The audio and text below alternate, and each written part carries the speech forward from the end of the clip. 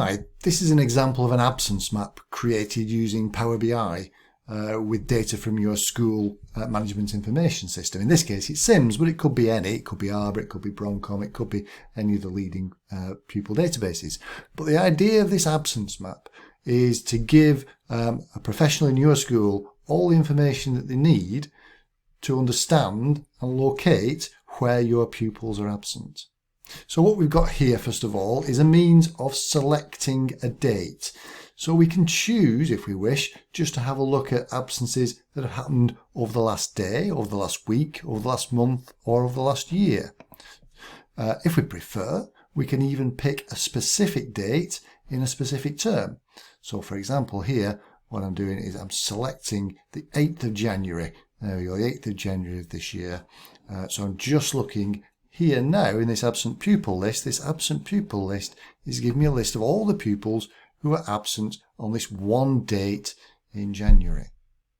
And there's the names of the pupils. There's the mark that they've received. If you're not quite sure what the marks actually mean, M means medical or dental appointments. We've got a list down the side here that tells us what each of those marks means. It's also a really good way of filtering this list.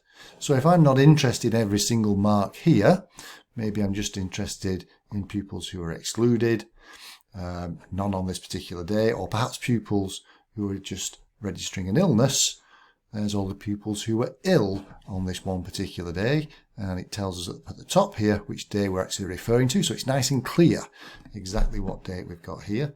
We could also pick the pupils who had a medical or a dental appointment on this day, or the pupils who had a traveller absence recorded against them for this day. Again, none for this particular day. Pupils who were late can also be highlighted on this visualization. Or we can go back to the original, which was to show all the pupils there. And of course, what you can see here is a list of all the absent pupils. Now this is test data, so I've got pupils all over the country. Obviously your geographical location will be much closer. We can zoom in just using the mouse key to zoom in here, and this brings out the fact that we're using specific color-coded dots here to represent what type of absence these pupils have.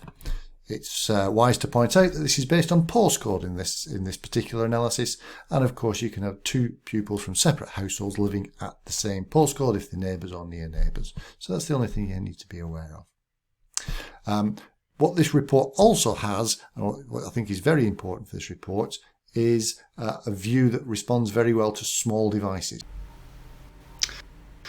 Okay, here's Power BI on my mobile phone. It's an Android mobile phone, but this applies as well to Apple mobile phones as well. There's an app you can download from the App Store, and I've installed it onto the screen there. Once I've selected it, I can navigate to my absence map in this particular case, and you'll see what I'm getting here is a special mobile phone view of the page. It's optimized for mobile phones. It's using mobile phones in this portrait mode, so I'm making the most possible use of the screen. And you'll see again the format is exactly the same. The elements on the page are exactly the same. So there's a list of pupils, there's the actual map itself, and I can choose a given date or a week using the date slicer here. If I choose this particular week, you should find that all the visualizations also update themselves. So now I'm just seeing the 257 pupils who are absent in this particular week. And I can see the names down the side there. If I was more interested in the pupils who are absent on a particular day, I can choose one of the days there. Maybe it was the 15th that I'm particularly interested in. Maybe that's today's date. And again, these visualizations will now update so that now I'm just seeing the list of the pupils who are absent on this particular date.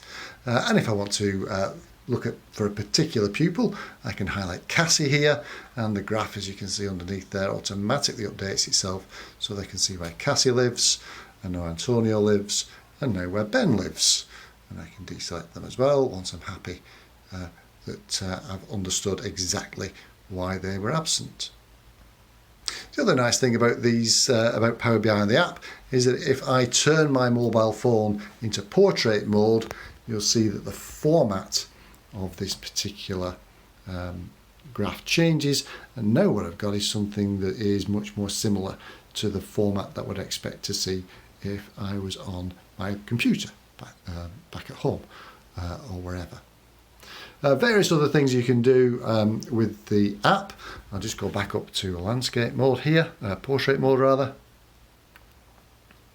We can zoom in on a particular visualization. So if I want to see the list of all the pupils here, the 3 dots there allow me to expand it to focus mode, and now I get a big long list of all the pupils in a sort of an easy to see format, making maximum use of the screen there. I can bring that back and go back to the original view.